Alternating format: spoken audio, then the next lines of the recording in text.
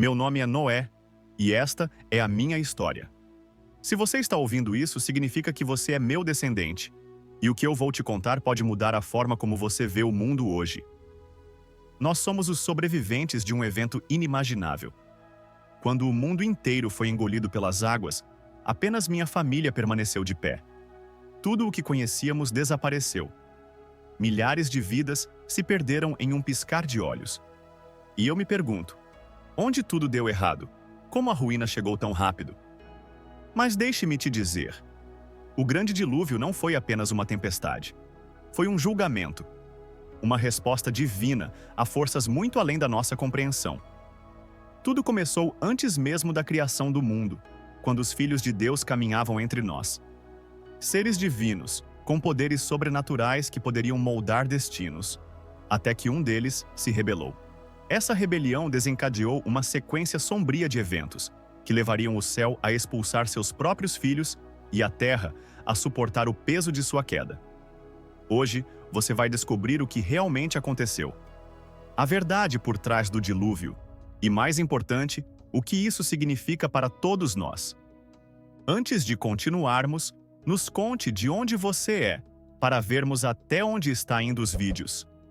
Deixe seu like e se inscreva no canal para nos ajudar a trazer mais conteúdos como esse. Obrigado pela ajuda. Vamos continuar. Os anjos foram criados para habitar no céu e servir como mensageiros de Deus, adorando-o e cumprindo suas ordens. Diferente dos humanos, que foram moldados para viver na terra, esses seres celestiais abandonaram sua morada original e vieram ao mundo com intenções próprias. Sua queda marcou um momento decisivo, e o palco foi montado para a corrupção da humanidade. O Jardim do Éden era um paraíso onde Adão e Eva viveram em harmonia, até que Satanás desafiou a autoridade divina. Seu engano levou à queda da humanidade. Como consequência, Deus pronunciou um julgamento severo sobre a terra. Maldita é a terra por sua causa. Com sofrimento você obterá dela o seu sustento todos os dias da sua vida. Ela produzirá espinhos e ervas daninhas, e você comerá das plantas do campo. Com o suor do seu rosto, você comerá o seu pão, até que volte ao pó, pois dele você foi formado e a ele retornará. Desde então, minha família enfrenta essa maldição. Adão e Eva, por causa de sua desobediência, perderam o direito de permanecer no Éden. Aquele erro fatal custou-lhes o paraíso, e eles foram expulsos para um mundo hostil. Ainda assim, tiveram filhos e filhas, incluindo Caim e Abel. Com o crescimento da família, a civilização começou a se formar. Os descendentes de Adão e Eva se multiplicaram, tomaram esposas e construíram suas próprias famílias. A população aumentou gradualmente, mas junto com esse crescimento veio também a corrupção e o afastamento de Deus, preparando o caminho para o inevitável juízo divino. Caim assassinou seu irmão e deu início a uma linhagem perversa e perigosa, que não invocava o nome de Deus. Felizmente, Eva deu à luz a Sete, meu ancestral, e através dele surgiu uma linhagem piedosa. Assim, a humanidade se dividiu em dois caminhos distintos, os descendentes de Caim e os descendentes de Sete. Com o crescimento da população, o pecado também se espalhou. A maldade se tornou comum, com pessoas agindo com crueldade, engano e violência. No entanto, essa era também foi marcada por vidas incrivelmente longas. Os homens daquela época viviam séculos. Adão, o primeiro homem, alcançou 930 anos. Seu filho Sete viveu 912 anos. E o filho de Sete, Enos, chegou aos 905 anos. Cada geração transmitia conhecimentos sobre o cultivo da terra, o cuidado com os animais e, mais importante, sobre a conexão com Deus. Essa linhagem possuía um papel especial na história da humanidade, pois carregava o legado da primeira interação entre os homens e os anjos caídos. Mas, apesar de sua longevidade e sabedoria, esses povos antigos não estavam imunes aos conflitos humanos, como inveja, raiva e violência. Entre eles, havia um homem notável, Enoque, meu bisavô. Ele era conhecido por sua devoção inabalável a Deus, e sua fé era tão forte que se tornou um canal do poder divino. Ele recebeu revelações e profetizou eventos futuros com precisão impressionante. Muito antes do julgamento divino, Enoque alertava sobre o que estava por vir. Aos 65 anos, tornou-se pai de Matusalém, cujo nome trazia um significado profético. Quando ele morrer, isso acontecerá. À medida que os anos passavam, tribos e clãs se formavam, traçando suas origens até os patriarcas originais. Essas comunidades se espalharam por novas terras, explorando formas de sobrevivência além do pastoreio e da agricultura. A sociedade começou a evoluir, com pessoas assumindo diferentes papéis e profissões, desde artesãos até estudiosos. Assim, a humanidade deu os primeiros passos em direção a uma civilização organizada. Agora, 10 gerações desde Adão, o mundo se tornou um lugar hostil. A terra permanece árida e difícil de cultivar devido à maldição pronunciada sobre Adão. Os homens lutam para sustentar suas famílias. Meu pai, Lameque, viveu 182 anos e me chamou de Noé, dizendo que eu traria alívio e conforto ao nosso povo, que sofre com a dureza do solo. Esse é o meu propósito. No entanto, o mundo não apenas se tornou árduo, ele se corrompeu de maneira irreversível. Um evento inesperado mudou tudo: a chegada dos Nefilins. Esses seres não eram comuns, pois eram descendentes dos anjos caídos e das mulheres humanas. Eram gigantes poderosos, temidos e adorados, mas trouxeram ainda mais destruição ao mundo. Sua força e imponência fascinavam as pessoas, mas ao mesmo tempo as afastavam do verdadeiro Deus. Com o aumento da população, os anjos caídos cobiçaram as filhas dos homens e tomaram-nas para si. Dessa união antinatural surgiram os gigantes, os heróis de outrora, famosos por sua força, mas também símbolos de um mundo mergulhado no caos e no pecado. Essas entidades malignas infiltraram-se na humanidade, corrompendo tudo ao seu redor. A rebelião contra Deus atingiu seu auge, e a terra se tornou um lugar irremediavelmente corrompido.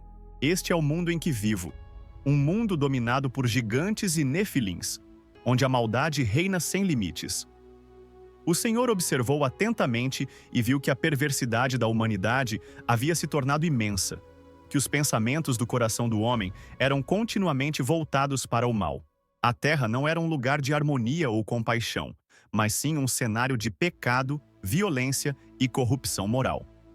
Imagine um ambiente sombrio, onde os indivíduos são consumidos por desejos insaciáveis, buscando implacavelmente seus próprios interesses sem se importar com os outros. Honestidade, integridade e bondade não apenas perderam seu valor, mas foram completamente distorcidas. Engano e manipulação tornaram-se as ferramentas mais comuns para alcançar objetivos. A sociedade vivia sob a mentalidade de cada um por si, destruindo qualquer senso de comunidade. Neste mundo, as famílias não eram laços de amor e apoio, mas sim arenas de traição e engano. Vizinhos não se preocupavam uns com os outros. Pelo contrário, tentavam explorar-se mutuamente. O governo não era um pilar de justiça, mas um instrumento dos poderosos para oprimir os fracos. Foi diante desse cenário que Deus viu o declínio espiritual e moral da humanidade. Aquela que um dia fora a joia da criação, a humanidade, havia se afastado completamente do propósito para o qual fora criada. A tristeza de Deus era profunda, uma dor que transcendia a compreensão humana. Imagine um pai despedaçado pelo comportamento rebelde de um filho, mas de forma infinitamente amplificada. Então, diante dessa grande decepção, Deus tomou uma decisão drástica. Ele determinou a destruição da humanidade que havia criado, bem como dos animais e todas as criaturas da terra. O peso da maldade era insuportável, e Deus lamentava profundamente a corrupção que tomara conta do mundo. Mas em meio a esse julgamento severo, eu encontrei graça aos olhos do Senhor. Não por mérito próprio, mas pela soberania de Deus, fui escolhido para um propósito especial. O mundo estava afundado em pecado. A corrupção e a violência eram incontroláveis, mas Deus me enxergou de maneira diferente. Enquanto a maioria vivia imersa na devassidão, eu procurei andar com Deus e seguir seus caminhos. Eu e minha família não nos envolvemos nas práticas profanas da época, nem nos misturamos com os anjos caídos. Embora eu não fosse perfeito, buscava obedecer a Deus e honrar seus mandamentos. Minha casa era composta por minha esposa e meus 3 filhos, Sem, Cã e Jafé. Diante de uma geração mergulhada no pecado, Deus viu em mim um homem que permanecia fiel, alguém disposto a seguir suas instruções. Foi então que o Senhor me revelou sua vontade. Ele traria julgamento sobre toda a terra. O mal havia se espalhado demais, e a humanidade perdera qualquer senso de retidão. No entanto, Deus decidiu preservar um remanescente.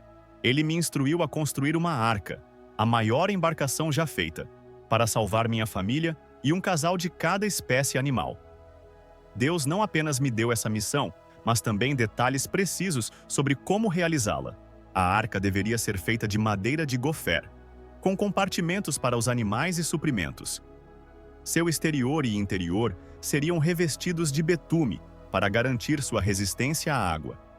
Suas dimensões seriam grandiosas, aproximadamente 150 metros de comprimento, 25 metros de largura e 15 metros de altura. Não um barco para navegar, mas uma gigantesca caixa flutuante. No topo, haveria uma abertura para ventilação e iluminação, e a entrada ficaria na lateral. 3 andares formariam sua estrutura, proporcionando espaço suficiente para abrigar dezenas de milhares de animais. Deus me ordenou a reunir alimento para sustentar minha família e todos os seres vivos dentro da arca. No início, eu não compreendia totalmente o propósito dessa tarefa colossal, mas confiei na palavra de Deus e segui suas ordens. Então, ele revelou o motivo. Um grande dilúvio cobriria a terra e destruiria tudo que tivesse fôlego de vida. Apenas aqueles dentro da arca seriam poupados. Foi assim que me tornei parte do plano divino, um instrumento de preservação em meio ao maior julgamento que o mundo já viu. Deus fez uma aliança comigo e prometeu que, apesar da destruição iminente, um novo começo surgiria. Minha família e eu éramos o remanescente escolhido para dar continuidade à humanidade após o dilúvio. O que estava prestes a acontecer não era apenas um evento catastrófico, mas um marco na história da criação. Deus me confiou a missão de preservar a vida, e com isso, demonstrou que, mesmo em meio à ira e ao julgamento, sua graça e fidelidade jamais falham. Segui à risca todas as instruções que Deus me deu, com total fé e obediência. Meu compromisso era inabalável, e eu não hesitei nem duvidei do propósito divino. No entanto, o caminho não foi fácil. Enfrentei inúmeros desafios que tornaram o processo longo e exigente. Ainda assim, contei com o apoio de minha família, incluindo meu avô Matusalém e meu pai Lameque. O Senhor ordenou que eu levasse 7 pares de cada animal puro, macho e fêmea, e 2 pares de cada animal impuro, além de 7 pares de aves do céu, para garantir a continuidade da vida na terra. Ele também revelou que, em 7 dias, enviaria uma grande tempestade que duraria 40 dias e 40 noites, destruindo tudo o que existia sobre a superfície da terra. E assim, sem questionar, obedeci a tudo o que o Senhor me ordenou. Essa missão exigiu uma quantidade imensa de recursos e levou muitos anos para ser concluída, mas jamais me afastei do propósito de Deus. Além de construir a arca, tornei-me um pregador da justiça, proclamando publicamente a verdade divina. Durante cerca de 120 anos, enquanto trabalhava na arca, também advertia aqueles ao meu redor sobre o julgamento iminente. Minha vida tornou-se um testemunho vivo da justiça, e cada golpe do martelo, cada peça de madeira encaixada, era uma mensagem clara para o mundo. Arrependam-se antes que seja tarde demais. Mas, infelizmente, a maioria escolheu ignorar. Enquanto eu construía a arca, as pessoas continuavam suas vidas como se nada estivesse acontecendo. Celebravam, comiam, bebiam e se casavam, sem dar importância aos alertas divinos. E então, o dia chegou. Entrei na arca, e os céus se abriram com uma torrente de águas que varreu toda a criação. Aqueles que desprezaram os avisos perceberam tarde demais que estavam condenados. Por 120 anos, dediquei-me a pregar a justiça, tentando tocar corações e mudar mentalidades. No entanto, minhas palavras caíram em ouvidos surdos. A humanidade havia alcançado um alto nível de desenvolvimento, sendo capaz de construir cidades, criar instrumentos musicais e trabalhar com metais. Nossa civilização estava no auge de sua evolução industrial, mas, apesar de todo esse progresso, a corrupção dominava os corações das pessoas. Enquanto eu trabalhava na arca, fui alvo de zombarias e desprezo. Muitos viam minha missão como uma loucura, um esforço sem sentido. Mesmo assim, permaneci firme. Continuei construindo, confiando que Deus supriria tudo o que eu precisava, incluindo a sabedoria para concluir essa grande obra. Minha responsabilidade era obedecer e seguir as instruções divinas. O tempo revelou que a fé e a obediência são sempre recompensadas, pois quando a tempestade chegou, a arca se tornou a única esperança de salvação. Você consegue imaginar o que senti quando finalmente terminei a arca? Depois de tantos anos de esforço, o trabalho estava completo. No entanto, durante esse período, perdi meu pai. Ele não estaria presente para testemunhar o julgamento divino. Anos antes, até o profeta Enoque, meu ancestral, também partiu, chamado por Deus antes de experimentar a morte. Sua mensagem deveria ter sido levada a sério, pois ele foi retirado deste mundo pelo próprio Deus. Agora, meus ancestrais se foram. Eles não enfrentariam a catástrofe que eu estava prestes a vivenciar. Então chegou o dia que selaria o destino da minha geração. A maioria das pessoas com quem cresci encontraria seu fim. Foi quando o Senhor me disse: entre na arca, você e toda a sua família, pois somente em você vi justiça nesta geração. Deus não me mandou simplesmente ir para a arca, mas me chamou para entrar com ele. Isso significava que sua presença estava lá, que ele estava comigo naquele refúgio, enquanto o restante da humanidade enfrentaria a destruição. Foi um momento único e inesquecível. Dentro da arca, cercado por animais de todas as espécies, percebi que as únicas pessoas comigo eram minha esposa, meus filhos e suas esposas. Todos os outros haviam rejeitado os avisos, e agora era tarde demais para eles. Durante anos tentei alertá-los. Falei sobre o que estava por vir, mas eles ignoraram.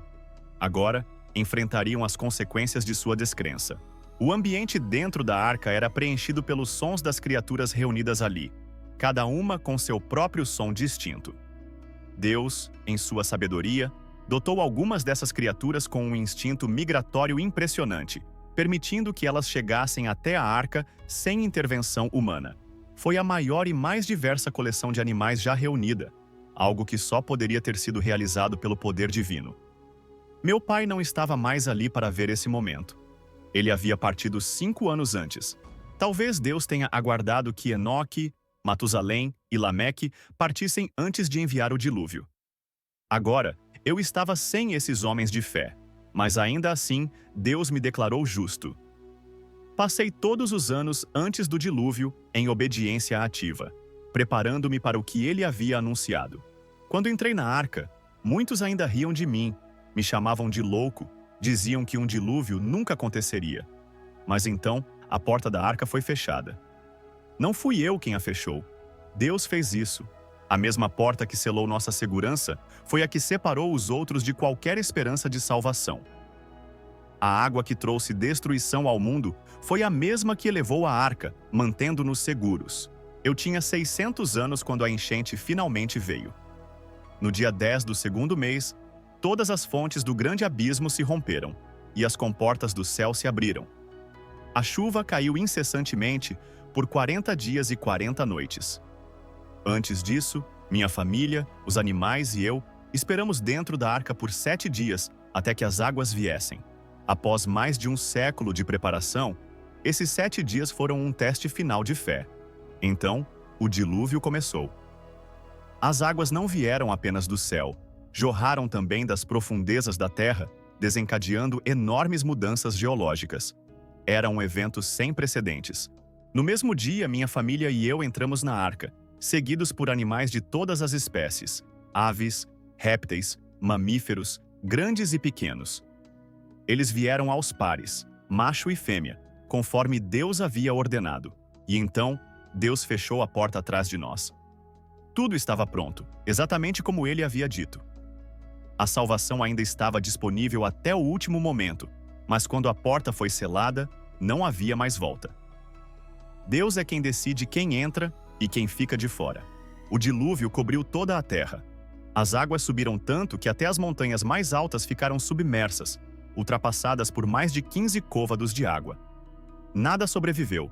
Pássaros, rebanhos, animais selvagens, criaturas rastejantes e toda a humanidade pereceram. Tudo o que respirava fora da arca morreu. Deus apagou completamente toda a vida da superfície da terra.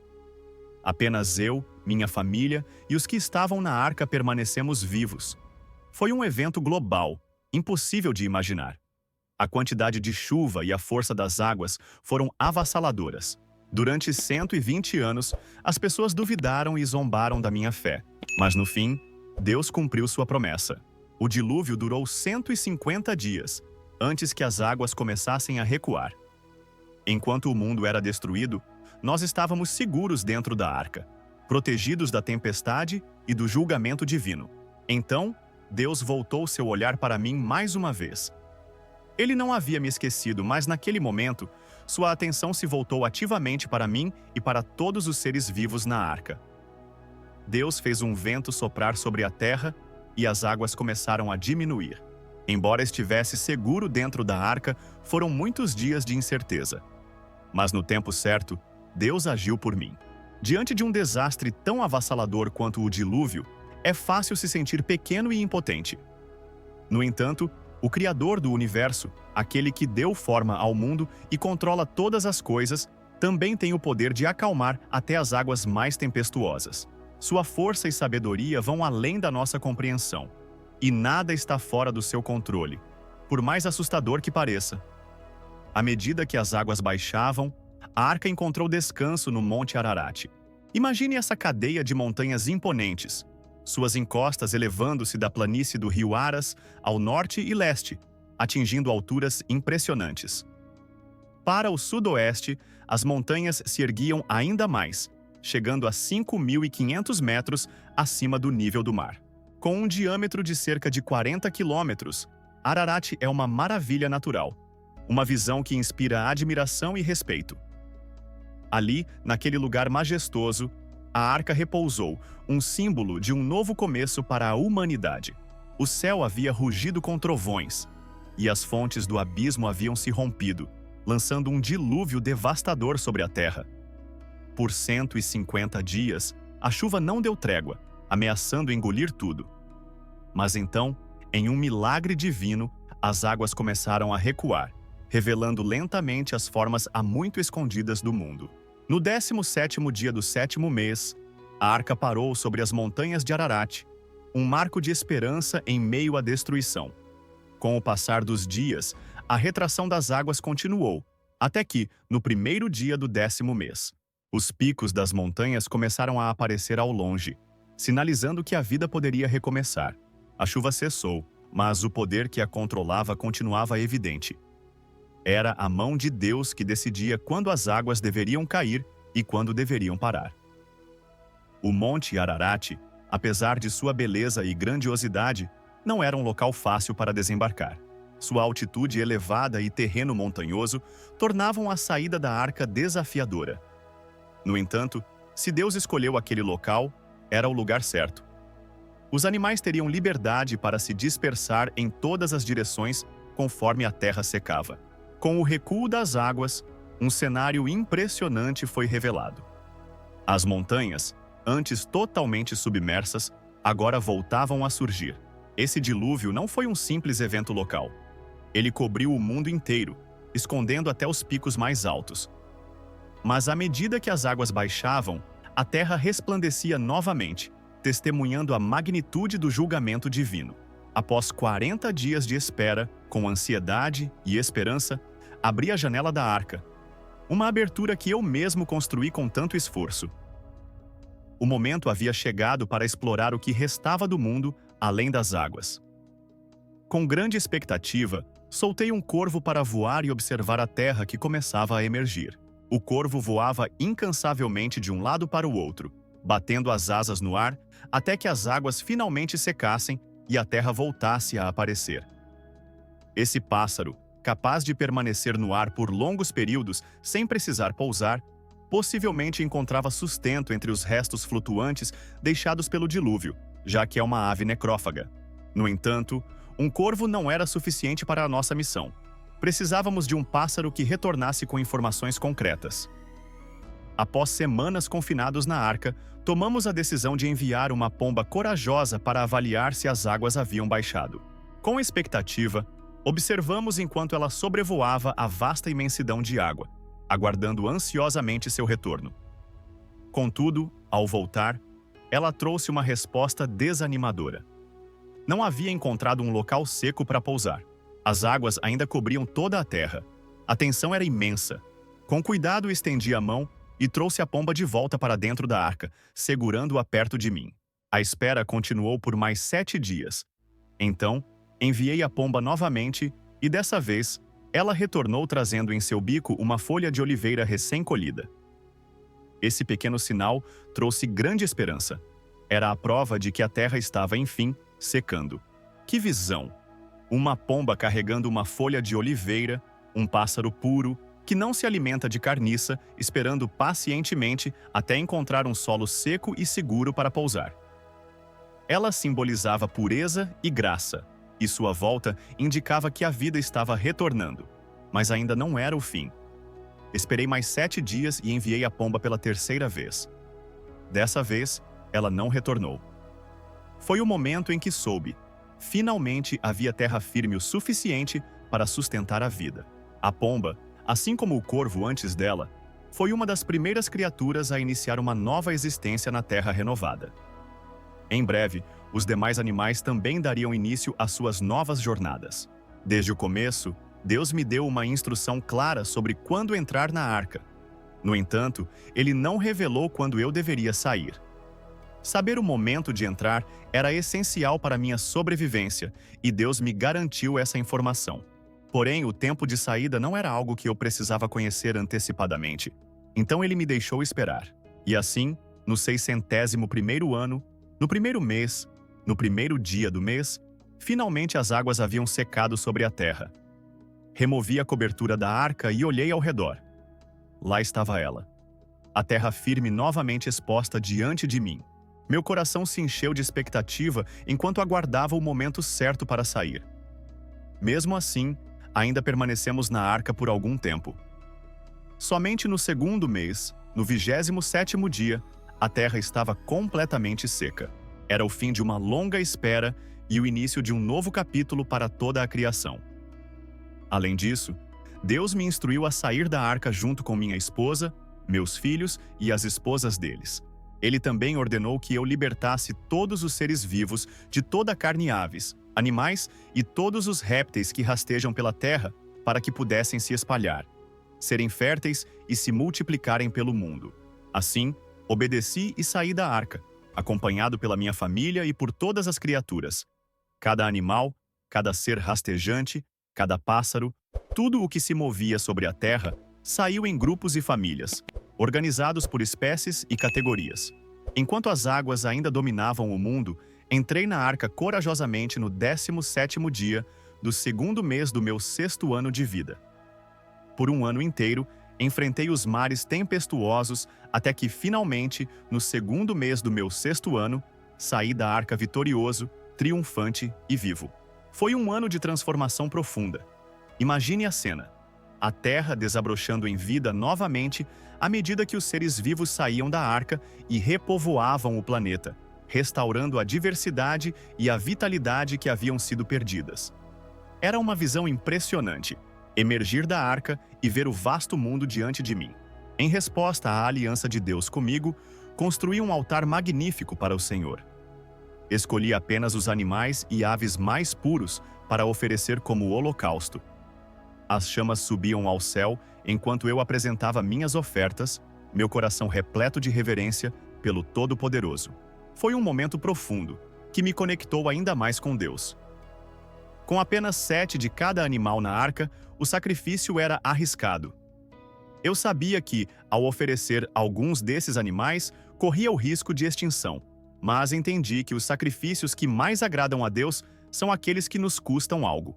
Para verdadeiramente honrar e nos conectar com Ele, precisamos estar dispostos a fazer sacrifícios significativos, oferecendo generosamente nossos recursos e nosso louvor. Deus aceitou minha oferta. O aroma agradável do sacrifício subiu até ele, que então fez uma promessa extraordinária. Nunca mais amaldiçoaria a terra por causa do homem, mesmo sabendo que a inclinação do coração humano é má desde a juventude. Ele prometeu que nunca mais destruiria todos os seres vivos como havia feito, garantindo que, enquanto o mundo existisse, haveria plantio e colheita, frio e calor, inverno e verão, dia e noite, sem interrupções. Minha oferta trouxe uma alegria imensa a Deus. Era como se o aroma do sacrifício preenchesse o ar, despertando nele um profundo sentimento de satisfação. Por sua misericórdia, ele decidiu poupar a humanidade de outro grande dilúvio, mesmo ciente da natureza humana. Deus então abençoou a mim e aos meus filhos, instruindo-nos a nos multiplicar e encher a terra com nossos descendentes. Ele declarou que o medo e o respeito por nós estariam sobre todas as criaturas, as feras, as aves, os animais terrestres e os peixes do mar. Toda criatura viva seria nosso alimento, assim como as plantas verdes já haviam sido dadas anteriormente. No entanto, ele nos alertou a nunca comer carne ainda com seu sangue, pois o sangue representa a própria vida. Aquele novo mundo era completamente diferente do que eu conhecia antes. Com a renovada ordem de Deus, começava uma nova era, cheia de possibilidades. Assim como ele havia instruído Adão a ser frutífero, multiplicar-se e dominar a terra e suas criaturas, eu também recebi essa missão.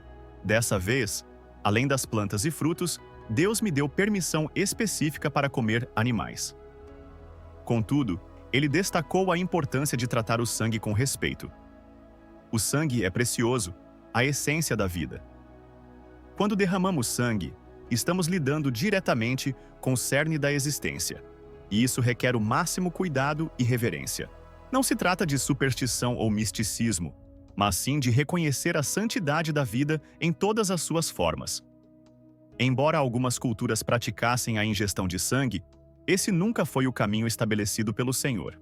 Deus disse claramente: certamente exigirei uma prestação de contas pelo sangue, pela vida de cada ser, seja de animais ou de humanos. Da mão de cada homem, especialmente de seu próprio irmão, exigirei a vida de quem for injustamente tirado. Quem derramar o sangue de outro ser humano terá seu próprio sangue derramado, pois o homem foi criado à imagem de Deus. E quanto a vocês, sejam férteis e multipliquem-se, espalhem-se pela terra e encham-na, conforme o comando divino. Se o sangue de alguém fosse derramado, era necessário investigar a situação. Isso porque Deus criou o ser humano à sua própria imagem, o que torna a vida humana intrinsecamente valiosa e sagrada. Não se pode tirar uma vida sem enfrentar a responsabilização diante de Deus. A mensagem, pelo homem seu sangue será derramado, carrega um significado profundo. Ela nos lembra da preciosidade da vida e de como ela deve ser protegida a todo custo. Quando ocorre um crime terrível, como o assassinato, Deus estabelece que o culpado deve enfrentar a punição máxima, a pena de morte. A força do mandamento de Deus vai além. Ele exige responsabilidade até mesmo dos animais que tirarem a vida humana. Não há tolerância para o derramamento de sangue inocente, independentemente da criatura envolvida. O comando, sejam fecundos e multipliquem-se, foi repetido para dar ênfase.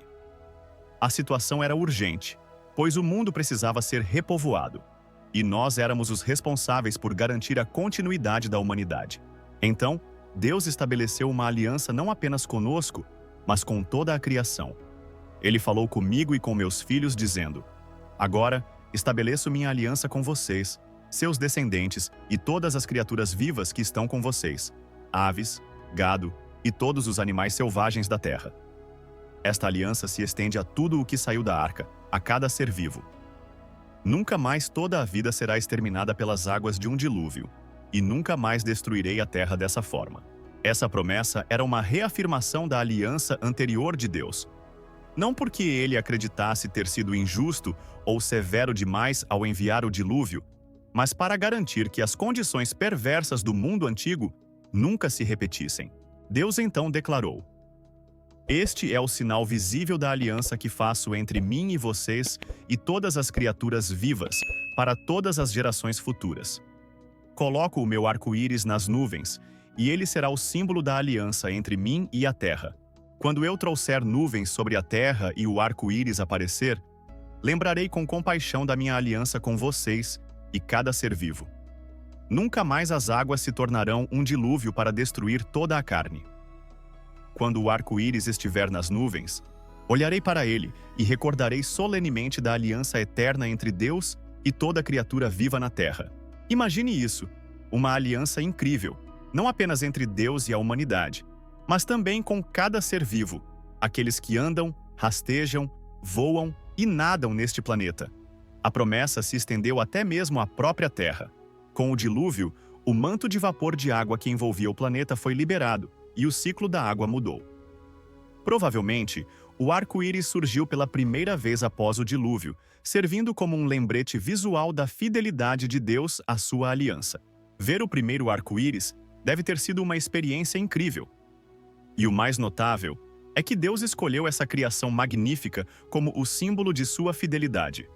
Não só para mim, mas para todas as gerações futuras. E essa promessa também é para você. Sempre que olhar para um arco-íris, lembre-se desta história.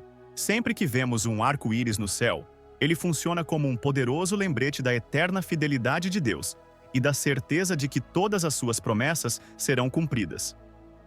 O arco-íris nos assegura que a aliança de paz de Deus com a humanidade é tão sólida quanto aquela que ele fez comigo e com todas as gerações futuras. No entanto, essa jornada não foi isenta de desafios.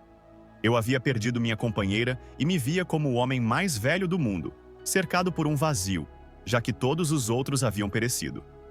E, infelizmente, algo triste estava prestes a acontecer, afetando meus filhos, os ancestrais de todos vocês. Meus filhos, Sem, Cam e Jafé, foram os primeiros a repovoar e dispersar a humanidade pela terra. Eles seriam o alicerce para o novo mundo. No entanto, devido aos acontecimentos posteriores, meu neto Canaã acabou sendo amaldiçoado, consequência direta do que ocorreu após o dilúvio. Após sobreviver ao grande dilúvio, emergi em um mundo completamente transformado, determinado a reconstruir uma vida nova para mim e para minha família. Com uma energia e entusiasmo renovados, lancei-me na missão de explorar e cultivar a terra, plantando diversas culturas, incluindo uma bela vinha que prometia uma colheita farta. Fiz vinho com as uvas, e ao beber, acabei me embriagando, ficando nu em minha tenda. Cam, pai de Canaã, viu minha nudez e, ao invés de agir com respeito, contou aos seus irmãos, Sem e Jafé, de forma desrespeitosa. Sem e Jafé, então, tomaram um manto, o colocaram sobre os ombros, andaram de costas até mim e cobriram minha nudez sem olhar diretamente para mim. A atitude de Cam revelou uma falta de respeito profunda. Ele não apenas testemunhou minha vulnerabilidade, mas também zombou de mim, desonrando minha posição como homem de Deus e enfraquecendo minha autoridade. Quando recobrei a consciência e soube do ocorrido, proferi uma maldição sobre Canaã, dizendo: Maldito seja Canaã! Ele será o servo dos servos para seus irmãos. Bendito seja o Senhor, o Deus de Sem, e que Canaã seja seu servo. Que Deus amplie Jafé e que ele habite nas tendas de Sem, e que Canaã seja servo deles. Essa foi uma sentença severa, determinando que Canaã viveria em servidão aos descendentes de Sem. No entanto, mesmo com essa punição, o mal continuou a se manifestar no mundo. Com o passar dos anos, enquanto meus descendentes povoavam a terra, nasceu um homem chamado Nimrod. Sua chegada mudou drasticamente o curso da história.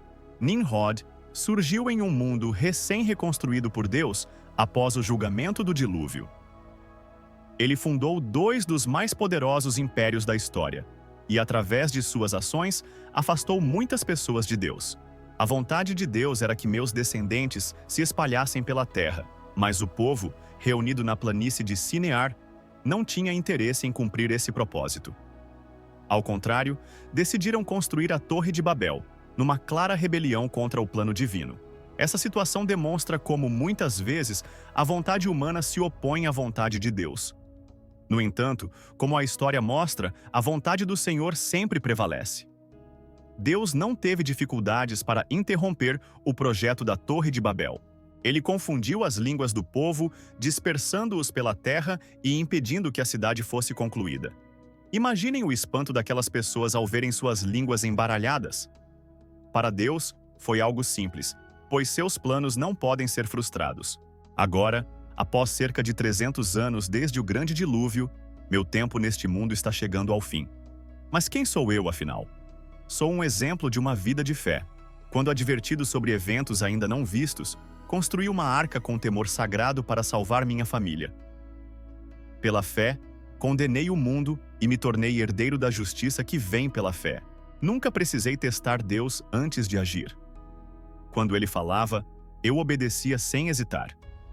Essa atitude era uma marca da minha vida, pois eu fazia parte da linhagem piedosa de Sete, que iniciou a prática de invocar o nome do Senhor.